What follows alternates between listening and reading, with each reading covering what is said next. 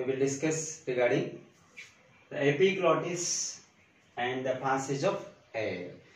How air can be passed through the epiglottis and what happens while air is passing through the epiglottis, and the epiglottis functions and how it can be channelized the food and air into their respective passages.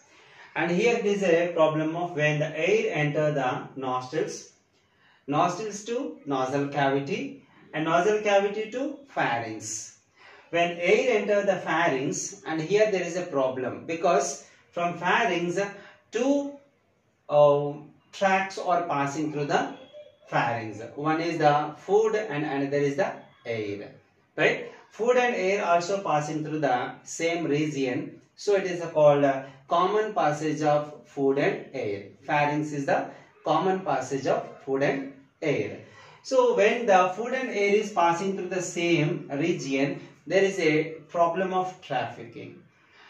That it can be, the food cannot be enter the windpipe, it can be enter the food pipe only, right? So that here there is a flap-like muscular structure is called epiglottis. Epiglottis. And generally glottis means is an opening. Glottis is nothing but an opening. This is the opening. This is the opening of a glottis. Means which can allow the air and as well as food also.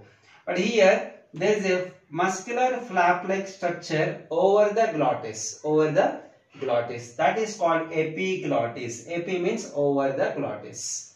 So epiglottis, this is the structure. This is the structure of epiglottis which present over the glottis.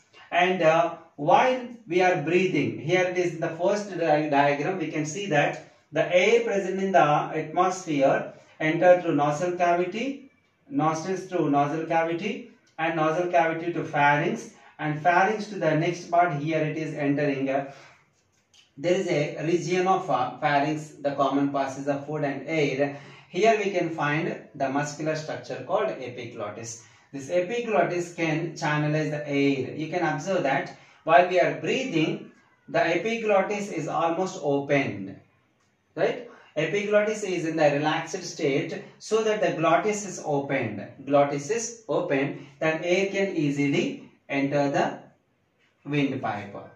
Easily enter the windpipe, right? And now in the second case, when the food is entering, while the food is enter the mouth, right?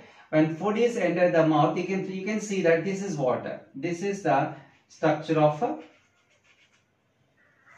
epiglottis, right? See this epiglottis, while food is passing through the epiglottis, when it is enter the region of pharynx, the epiglottis has closed almost. It closed the windpipe. This is the windpipe, right? This is the windpipe has closed by the epiglottis, and obviously the food can pass through over the epiglottis and enter the food pipe. Enter the food pipe.